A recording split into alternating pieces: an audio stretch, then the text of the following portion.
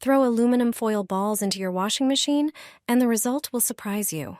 This trick works better than any chemical solution and helps eliminate annoying static cling from your clothes.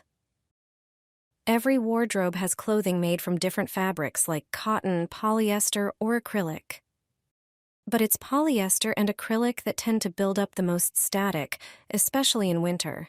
It might sound strange, but there's a simple fix.